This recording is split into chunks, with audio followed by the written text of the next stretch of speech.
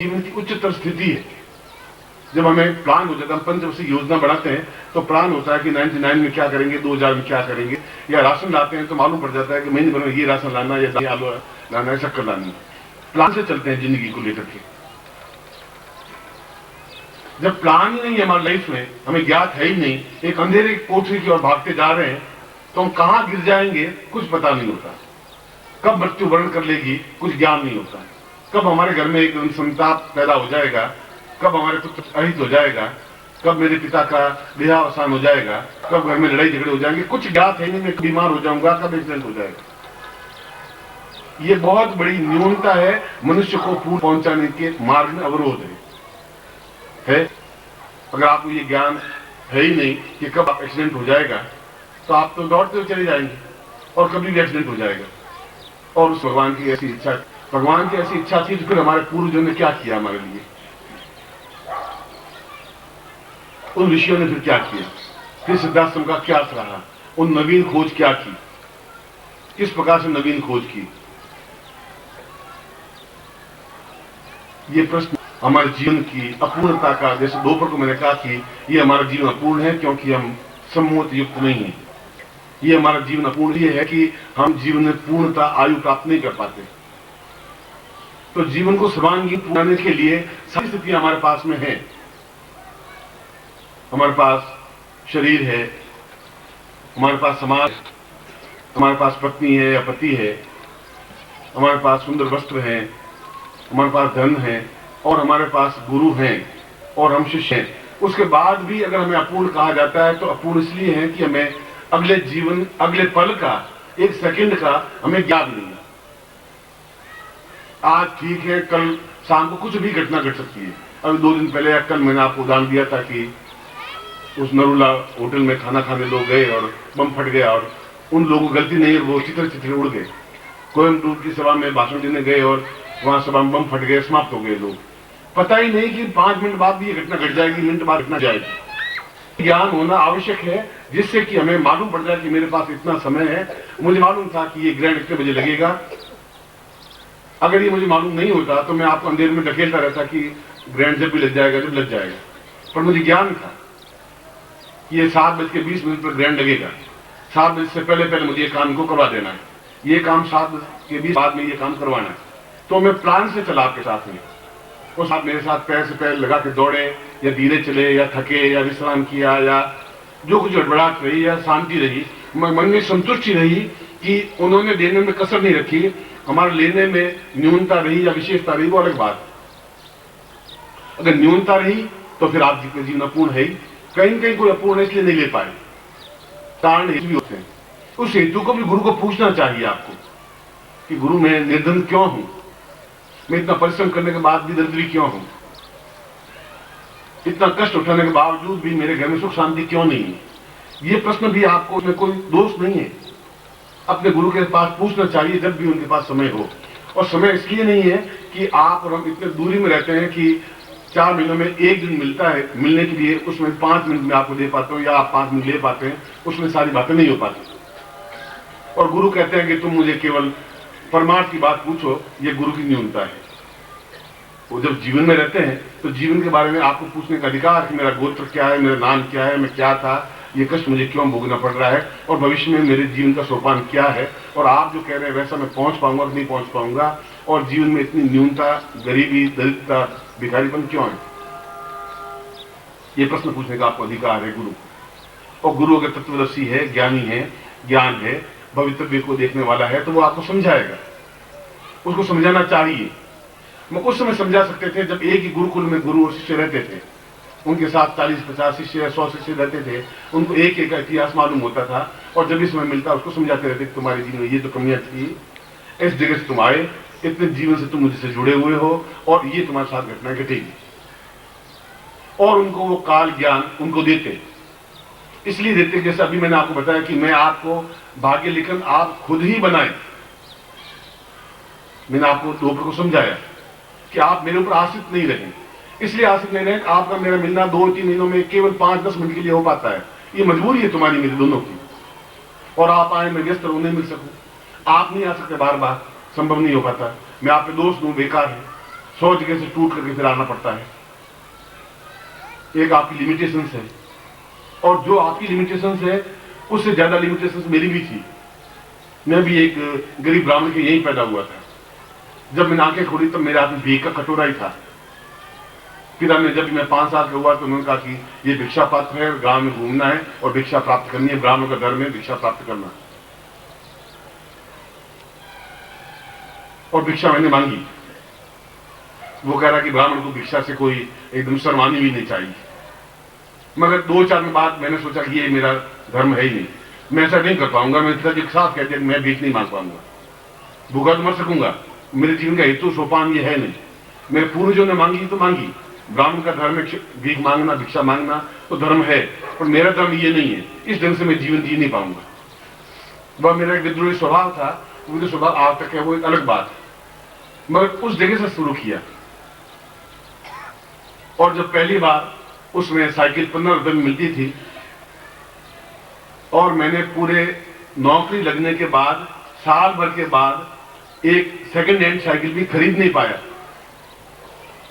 नई साइकिल तो बहुत अलग बात है। 8 रुपए में सेकंड हैंड साइकिल मिल रही थी और मैं नौकरी कर रहा था, उसमें तनख्वाह मिलती थी मुझे 15 रुपए, और मैं साइकिल नहीं खरीद पाया। और एक मिलिट्री का एक आदमी था, उसका ट्रांसफर हो गई, तो उसने कहा कि मैं साइकिल बेच रहा हूं 8 रुपए में, आप ले लें।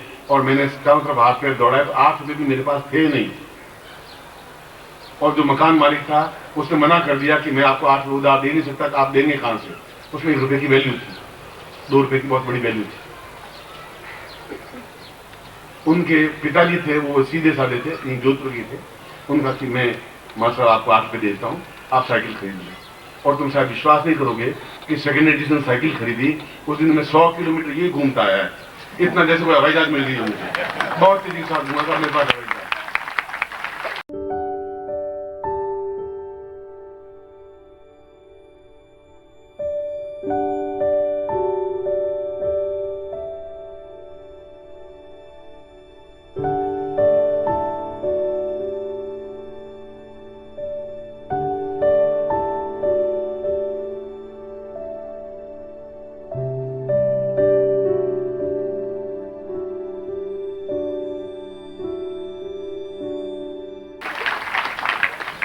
सौ मील का चक्कर लगाया साइकिल पे बैठ करके कि आज मेरे पास साइकिल है।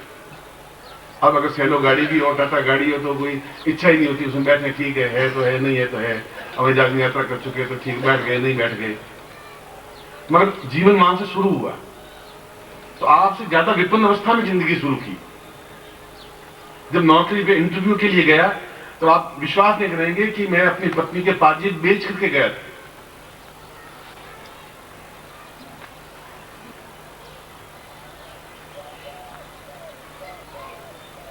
और पत्नी को, स्त्री को बहुत मोह होता है अपने गहनों से।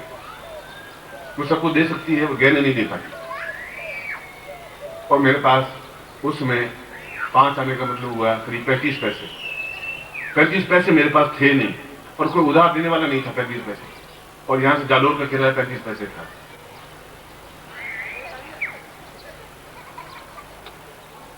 तो रात्रि को मैंने पत्नी को कहा मुझे 35 पैसे चाहिए, कम से कम मैं पहुंच जाऊं, ड्यूटी पर पहुंच जाऊं, उसके बाद तनख्वाह मिल जाएगी। उसमें तनख्वाह 10 से 15 का डेट था, 10 रुपये तनख्वाह मिलती थी उसमें, और साल में 1 रुपया इंक्रीमेंट था। तो उसने बड़ी आनाकानी भी की। मैंने समझाया भी, कन्विंस किया, नौकरी बिना जीवन चलेगा नहीं, अगर यही भविष्य है तो ठीक है नौकरी करेंगे। और 8वीं पास करके नौकरी करते थे, उसमें बोर्ड का इम्तिहान होता था 8वीं का। उस जगह से मेरे जीवन शुरू हुआ है, भिक्षा पात्र से, और 35 पैसों के लिए गिड़गिड़ाते हुए। और उसके बाद जो कुछ संपन्नता प्राप्त की, वह संपन्नता मंत्रों के माध्यम से प्राप्त की, क्योंकि मुझे पवित्र पिता का ज्ञान हो गया था कि आने वाला टाइम मेरा ऐसा है। उस जब मैं सन्यासी लिया तब मैंने इस ज्ञान को पहले प्राप्त किया कि मैं क्या था, कहां से मेरी धागा शुरू हुआ, कहां से मेरा जीवन प्रारंभ हुआ, कितने जन्म मैंने लिए, और आगे मुझे कितने जन्म लेने हैं, क्या इस जीवन में सिद्धाश्रम प्राप्ति होगी, क्या मैं जीवन में पैसों के लिए संपन्न हो पाऊंगा, क्या ऐसी ही गरीबी मेरे साथ जुड़ी रहेगी जो मेरे साथ पीढ़ियों से जुड़ी हुई है। ये सारे प्रश्न मुझे उथल पुथल करके मैं अपने जीवन का इतिहास आपके सामने रख रहा हूं। इसलिए आपकी जो मजबूरियां हैं उससे ज्यादा मजबूरियां मेरे पास थी। उससे ज्यादा कठिनाइयां चुनौतियां मेरे पास थी, उससे ज्यादा दुख झेला मैंने, उससे ज्यादा भूख सहन की है। 4-4 दिन खाना नहीं खा पाए, इसलिए खा नहीं पाए, पास में पैसा ही नहीं था, और उधार भी मांगता नहीं था, और पत्नी को मांगने देता नहीं था, पड़ोसी से आटा उधार ले ले। 4-4 दिन तो उनको मैंने कहा तुम पड़ोसी से एक दिन वो आटा किला, यहाँ पर जोधपुर में, यहाँ पर मकान है, वो आप जहाँ देखें तो केवल 5 बाई 8 की कोठड़ी है, जिसमें 2 साल रहा जब मैंने ग्रेजुएशन किया, उस समय की बात करें। और एक दिन वो आटा उधार लेके आई, एक दिन भूखे रह गए। तो जब मुझे मालूम पड़ा कि आटा पड़ोसी से उधार लेके आई है, तो मसला हुआ आटा, गूंथा हुआ आटा उठा के बाहर नाले में फेंक दिया। मैंने कहा कि उधार ला करके मैं रोटी नहीं खाऊंगा, न खाने दूंगा तुम्हें, अगर भूखे मर जाएंगे तो मर जाएंगे, भगवान ने ऐसे लिखा तो ये कर दूंगा, मगर इस प्रकार से उधार तुम आज कल दाल मांगोगी उधार, परसों मिर्च मांगोगी, नमक मांगोगी, मैं ऐसे जीवन नहीं चाहता हूँ, जीवन में ऐसा होने ही नहीं दूंगा। उस रात को भूखे सोए, 27 तारीख को भूखे सोए, 28 तारीख को भूखे सोए, 29, 30 और 1 तारीख को तनख्वाह मिली। वह दिन भी मुझे याद है, क्योंकि 1 जनवरी नया साल था। ऐसी नहीं कि आप इतना भी मजबूर हैं, उतना मेरे जितना आपने कठिनाई और चुनौती नहीं झेली होगी। उस जगह से मैं शुरू हुआ, कोई चांदी का चम्मच मेरे मुंह में नहीं था। आपकी जैसी आर्थिक अभाव, समस्याएं, कठिनाइयां देखी, और जब आज मैं कह रहा हूं कि आपको दीक्षा लेनी चाहिए, तो ये भी मैं कह रहा हूं कि आपकी मजबूरियां हैं, मगर उस मजबूरी से तो बहुत कम मजबूरी है आपके जीवन की, मजबूरी है ही नहीं, आपकी मजबूरी को पाल रखा है अपने जीवन में। इसलिए हमें मालूम होना चाहिए कि भविष्यता मेरी क्या है, भविष्य क्या है, काल क्या है, समय क्या है, क्या समय है कि मैं इस गरीबी से पिंड छुड़ा सकूं। क्यों मेरे घर में पुत्र नहीं है, क्यों मेरे घर में निर्धनता है, क्यों मैं ऊंचा नाम नहीं कमा पा रहा हूं, क्यों भारत में मेरा नाम नहीं है, क्यों मैं प्रसिद्धि प्राप्त नहीं कर पा रहा हूं, क्यों मेरा बीमारी मुझे मेरा पिंड नहीं छोड़ रही है। सैकड़ों प्रश्न आपके मन में घूम रहे हैं, आपके पास उत्तर नहीं है। और क्या इनका समाधान होगा, ये भविष्य आप भविष्य देख ही नहीं पा रहे, और नहीं देख पाएंगे तो जीवन आपका पूर्णता नहीं प्राप्त कर पाएगा। जब मैंने साधना से ये प्राप्त किया कि भविष्य में मैं अपने इस दरिद्र को यूं मिटा सकता हूं, तो मैंने उसी तरीके को अपनाया। गुरु बनने के नहीं, ये कि उस लक्ष्मी को कैसे सिद्ध किया जा सकता है। अमीरी तो मिट सकती है 2 दिन में, आज आपके पास लाख रुपए, कल गवर्नमेंट कोई भी आकर के लाख रुपए आपको उठा के ले जा सकती है। वित्तीय राज्य भय, अगर धन है तो राज्य का भय रहता ही है। इसलिए यह काल का ज्ञान होना पूर्णता के लिए, यदि सम्मोहन बहुत अधिक आवश्यक है, यदि आपकी पर्सनैलिटी नहीं है तो आपका जीवन नहीं है, बोलने की क्षमता नहीं है, विद्वानों में आप शोभित नहीं हो सकते, समाज में आपका कोई नाम नहीं हो सकता। आपसे समाज के दूसरे संबंधित व्यक्ति होंगे, वो अध्यक्ष होंगे, उपाध्यक्ष होंगे, वो मंत्री, महामंत्री होंगे, आप अपने आप में सामान्य लेवल से रह पाएंगे, और वह लेवल जीवन का कोई आनंद युक्त जीवन नहीं है। यदि यही आनंद है तो आपके आनंद की परिभाषा गलत है। हम बिल्कुल एक छोटे से छोटे कण के रूप में जन्म लेकर के बहुत महान से महान स्तर पर पहुंचना चाहते हैं। ये जीवन हमारा होना चाहिए, ये मेरे शिष्यों का जीवन होना चाहिए, ऐसे मेरे जीवन।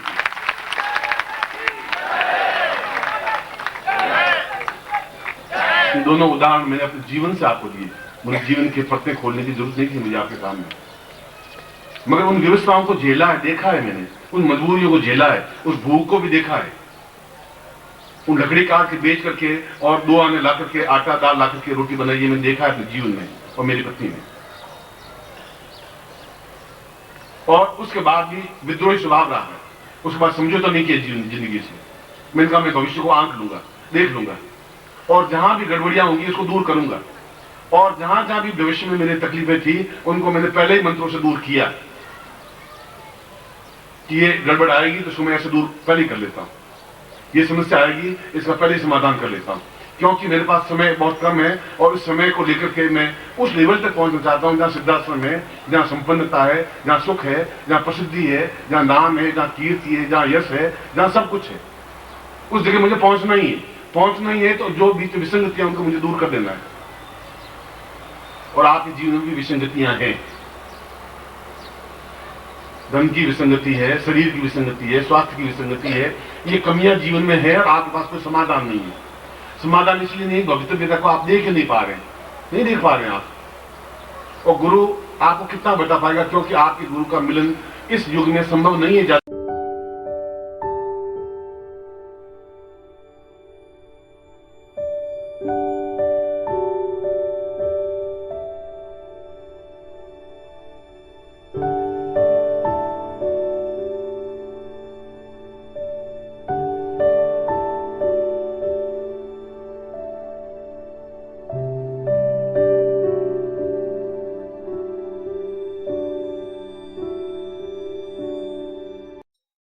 ओम परम तत्वाय नारायणाय गुरुभ्यो नमः।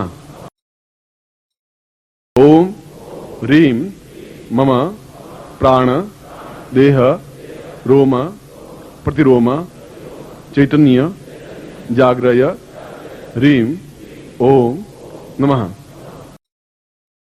ओम भूर्भुवः स्वः तत्सवितुर्वरेण्यं भर्गो देवस्य धीमहि धियो यो नः प्रचोदयात्। परं तत्त्वाय नारायणाय